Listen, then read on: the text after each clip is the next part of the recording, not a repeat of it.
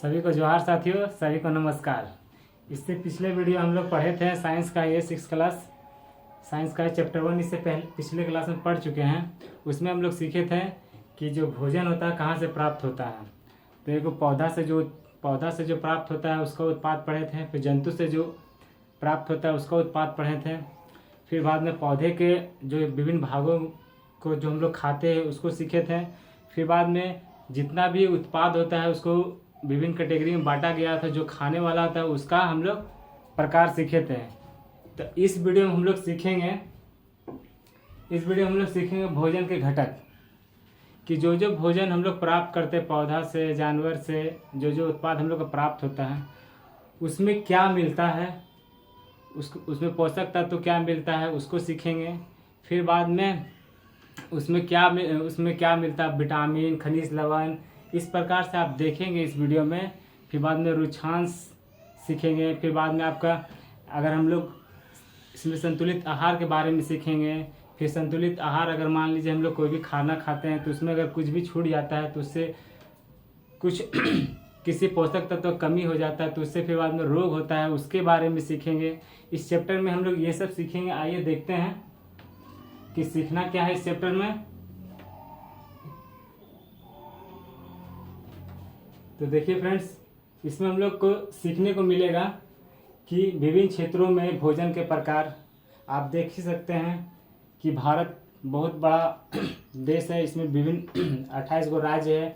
तो सभी जगह का सभी प्रकार का अपना अपना रहन सहन है, रीति रिवाज है, उसके अनुसार वहाँ का भोजन है। तो वो हम लोग सीखेंगे। फिर भोजन में उपस्थित मुख्य पोषक तत्व सीखेंगे। फिर कार्बोहाइड्रेट, प्रोटीन, अवसा का परीक्षण करने के लिए सीखेंगे इस चैप्टर से। विभिन्न पोषक हमारे शरीर के लिए क्यों जरूरी है उसके बारे में सीखेंगे।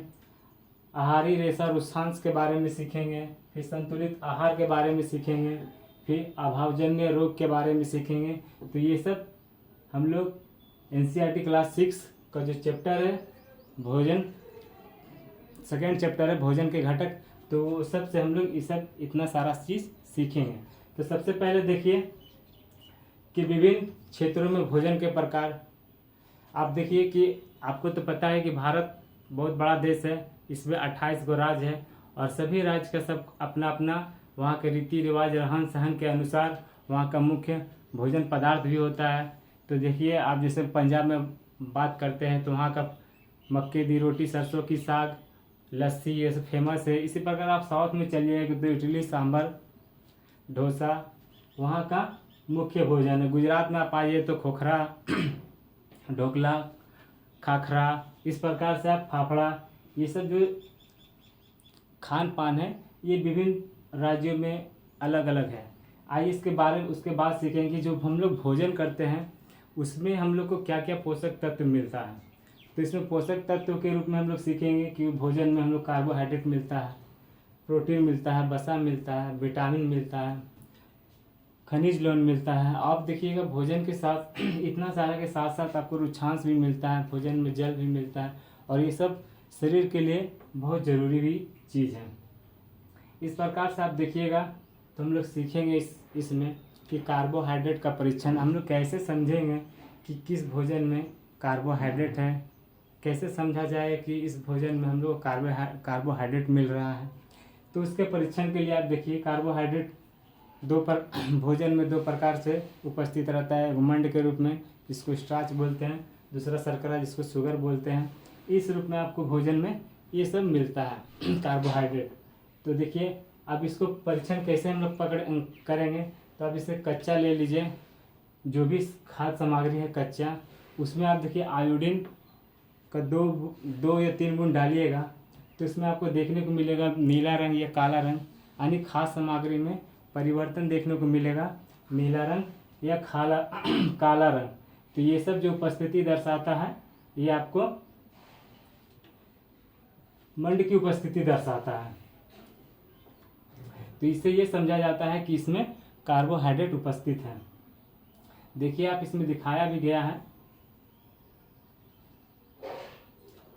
देखिए ये मंड की उपस्थिति दर्शाता है। तो इस प्रकार से आप सीखिएगा। फिर बाद में प्रोटीन, तो प्रोटीन में आप देखिएगा कि प्रोटीन में जैसे कि आपके पास प्रोटीन में ठोस पदार्थ है, तो उसको आप अच्छा से पीस लीजिए या उसका पीस के चूरन बना लीजिए। फिर उसमें आप देखिए कॉपर सल्फेट और कास्टिक सोडा का घोल को मिला के उसमें देखिए परीक्षण कीजिए। फिर आप देखिएगा जो चूर्ण है वो आपका उसका रंग बदल जाएगा, रंग बैंगनी कलर का हो जाएगा, तो आप समझ पाइएगा कि इसमें प्रोटीन की मात्रा है। अब इसी प्रकार से आप देखिए सीखिएगा वसा का परीक्षण करने के लिए कि वसा किस खाद्य सामग्री में वसा का उपस्थिति है। तो आप देखिएगा जैसे कि मान लीजिए बादाम हो गया, आप बोल सकते हैं बादाम हो गया, तो उसको आप कागज़ में लपेट करके उसको थोड़ा सा चूर दीजिएगा या फिर बोल सकते हैं कागज़ में घिस दीजिएगा, तो आपको कागज़ के ऊपर तेल का जैसा मिलेगा, यानी तेल की उपस्थिति मिलेगी। तो इससे हम लोग ये समझेंगे कि बादाम में हो गया आपको वसा का मात्रा उसमें उपस्थित है। तो इस प्रकार से आप देखिए, तो हम लोग सीखें कि कार्बोहाइड्रेट का परीक्षण, कि कार्बोहाइड्रेट कैसे प्राप्त किया जा सकता है, कैसे समझेंगे कि इसमें कार्बोहाइड्रेट है, फिर प्रोटीन है, फिर वसा है। इस प्रकार से आप आगे बढ़िएगा तो फिर बाद में ये सब खाद्य सामग्री की विभिन्न पोषक हमारे शरीर के लिए क्यों जरूरी है। तो जैसे कार्बोहाइड्रेट हो गया, प्रोटीन हो गया, वसा हो गया, ये सब हम लोग के शरीर के लिए क्यों जरूरी है। विटामिन हो गया, खनिज लवण हो गया, ये सब क्यों जरूरी है, तो इसके बारे में हम लोग इसमें सीखेंगे। तो देखिए कि कार्बोहाइड्रेट जो मुख्य रूप से होता है, उस कार्बोहाइड्रेट में मुख्य रूप से ऊर्जा की प्राप्ति होती है। कार्बोहाइड्रेट से क्या होता है, शरीर में ऊर्जा मिलता है कार्बोहाइड्रेट खाने से। और साथ ही साथ आप बोल सकते हैं वसा को भी खाने से शरीर में ऊर्जा मिलती है। परंतु जो कार्बोहाइड्रेट में जो ऊर्जा मिलती है वो वसा की मात्रा में, वसा जो भी चीज़ है वसा जिसमें पाया जाता है, उससे ज़्यादा अधिक कार्बोहाइड्रेट वाला चीज़ खाने से हम लोग को ऊर्जा मिलती है। तो इस प्रकार से आप देखिए कि कार्बोहाइड्रेट जो हम लोग को खाना मिलता है, अब जितना भी कार्बोहाइड्रेट जो खाना मिलता है वो देखिए शकरकंद हो गया, आलू हो गया, गन्ना हो गया, पपीता हो गया, इस प्रकार से तरबूज हो गया, आम हो गया, मक्का हो गया, गेहूँ हो गया, चावल हो गया, बाजरा हो गया, ये सब खाने से हम लोग को शरीर को कार्बोहाइड्रेट प्राप्त होता है। कार्बोहाइड्रेट को हम लोग बोल सकते हैं कि ऊर्जा वाला पदार्थ हो गया, ऊर्जा देने वाला भोजन पदार्थ हो गया। कार्बोहाइड्रेट जिसमें मिलता है उसको हम लोग बोल सकते हैं ऊर्जा देने वाला पदार्थ होती है। जैसे कि हम इसको खाने से हम लोग शरीर में एनर्जी होता है, ऊर्जा मिलता है। इसी प्रकार से आप बोल सकते हैं कि वसा को भी खाने से हम लोग को शरीर में ऊर्जा मिलता है। कोई भी काम हम लोग करते हैं तो देखिए करते करते थक जाते हैं, तो यही सब खाने से हम लोग को शरीर में ऊर्जा मिलता है। तो आप देखिए वसा में क्या है, तो मूंगफली हो गया, आपका नारियल तेल हो गया, सूरजमुखी का तेल हो गया, सरसों का तेल हो गया, सोयाबीन का तेल हो गया, गिरी हो गया, तिल हो गया, ये सब जो है पादप पदार्थ है, मतलब कि ये सब पेड़ पौधा से हम लोग को मिलता है। इसमें पेड़ पौधा से जो हम लोग को मिलता है उसमें हम लोग को वसा प्राप्त होता है। अब देखिए जंतु से भी प्राप्त होता है, तो जंतु से भी हम लोग को प्राप्त होता है वसा। तो उसमें देखिए मांस हो गया, मछली हो गया, घी हो गया, दूध हो गया, मक्खन हो गया, अंडा हो गया, ये सब जो मिलता है ये जंतु उत्पाद से प्राप्त होता है। इसमें मतलब वसा पाया जाता है। अब देखिए हम लोग कार्बोहाइड्रेट और वसा के बारे में कुछ सीखें। अब उसके अगला सीखते हैं कि प्रोटीन के बारे में।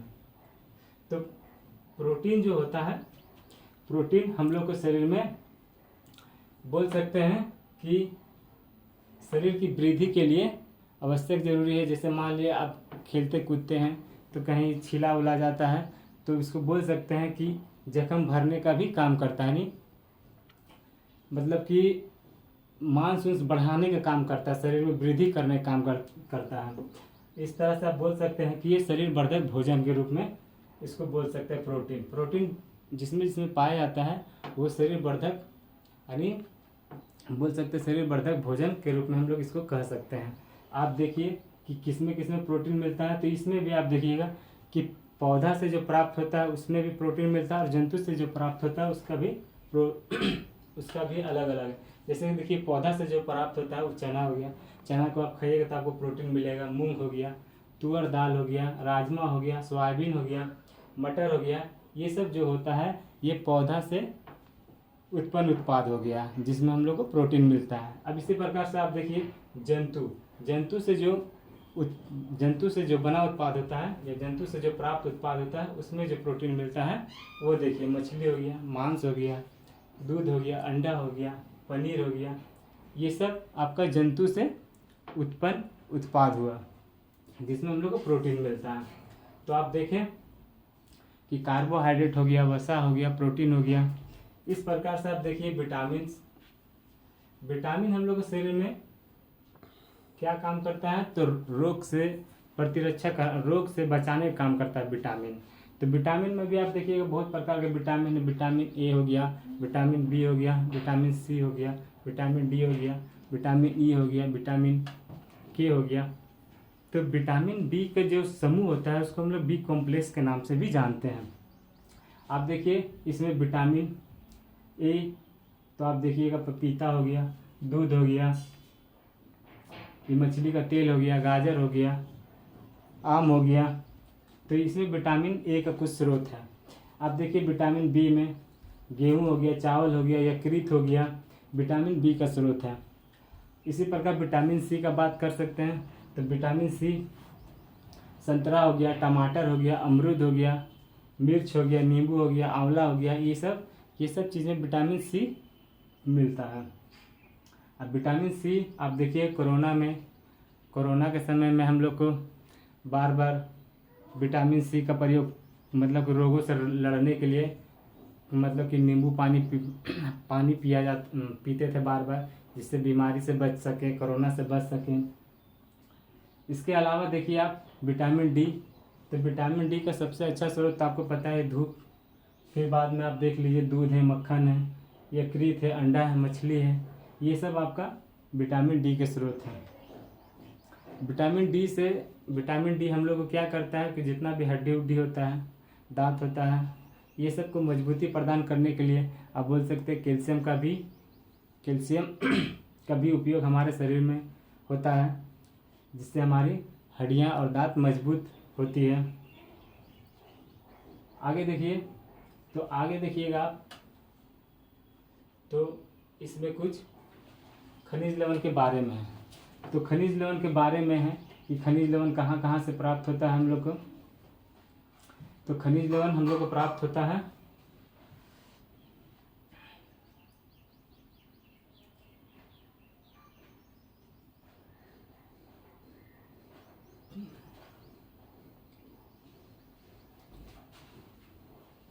खनिज लवण देखिए, आयोडीन जो हम लोग को प्राप्त होता है, मछली हो गया, झींगा हो गया, नमक हो गया, अदरक हो गया, पालक हो गया, ये सब से प्राप्त होता है। इसी प्रकार फास्फोरस हो गया, दूध हो गया, केला हो गया, मिर्च हो गया, गेहूं, चावल, ये सब में फास्फोरस मिलता है। इसी प्रकार से लोहा तत्व आयरन का बात कर सकते हैं। पालक हो गया, यकृत हो गया, सेब हो गया, कद्दू हो गया, कैल्शियम, दूध, अंडा हो गया, ये सब आपका खनिज लवण का स्रोत है।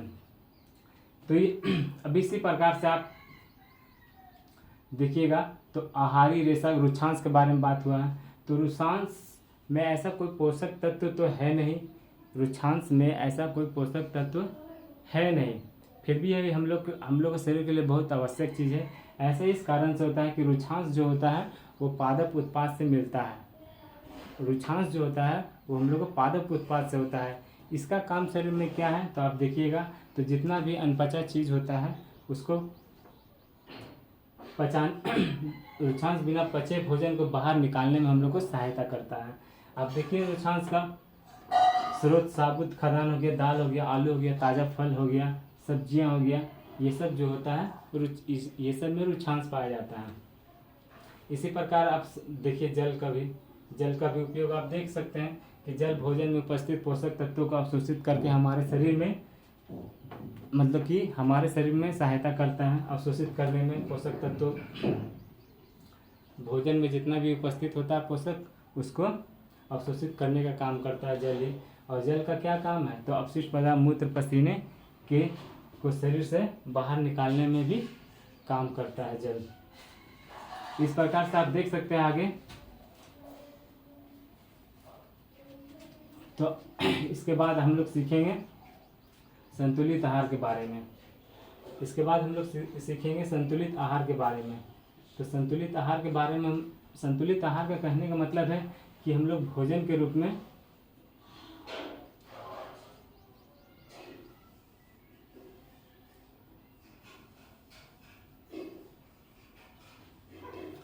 तो संतुलित आहार का कहने का मतलब है कि जितना भी पोषक तत्व है हम लोग को सभी को एक बोल सकते हैं कि अल्प मात्रा में, थोड़ी थोड़ी मात्रा में सभी को खाना चाहिए, यानी बोल सकते हैं भोजन के रूप में लेना चाहिए। तो ही हम लोग का शरीर में मतलब बोल सकते हैं कि बैलेंस बना रहेगा, ना कुछ बीमारी होगा ना ही कुछ शरीर को कुछ होगा। और अगर मान लीजिए कि कुछ भी चीज़ हम लोग नहीं खाते हैं तो इसी में देखिए कि हम लोग जब जैसे मान लीजिए बोला गया कि अभावजन्य रोग, तो यही सब चीज़ है जितना भी पोषक तत्व है, अगर उसको कुछ समय लंबा समय तक के लिए हम लोग शरीर में ना लें तो एक रोग उत्पन्न हो जाता है। तो इसी प्रकार से आप देखिएगा तो उसी को बोला जाता है अभावजन्य रोग। तो इसमें बोला गया है कि आप देखिए प्रोटीन अगर मान लीजिए कुछ लंबे समय से आप ना ले रहे हैं तो क्या क्या होगा आपको। तो आप देखिए चेहरा वृद्धि मतलब रुक जाएगा, फिर चेहरा में सूजन हो जाएगा, आपका बालों का जो रंग काला से सफ़ेद हो जाएगा, ये सब। फिर बाद में त्वचा की बीमारियां होगा, पेचिस का बीमारी हो जाएगा। तो आप देख सकते हैं कि अगर कुछ पोषक जो तत्व है अगर कुछ लंबा समय से मतलब कुछ लंबा दिनों तक ना लें तो एक रोग का शिकार हम लोग हो सकता है हम लोग का शरीर। तो इसी में प्रोटीन का कुछ उदाहरण दिए हैं। फिर आप देखिएगा तो इसी प्रकार से प्रोटीन और कार्बोहाइड्रेट के बारे में बताया गया है कि एक व्यक्ति के आहार के एक लंबे समय तक अनुपस्थिति रही तो वृद्धि पूरी तरह से रुक जाती है। ऐसा व्यक्ति दुबला पतला भी हो जाता है। तो आप इस प्रकार से देख सकते हैं कि अगर मान लीजिए कि हम लोग खाना में किसी चीज़ का कमी करते हैं तो आप देख सकते हैं कि क्या क्या हो सकता है।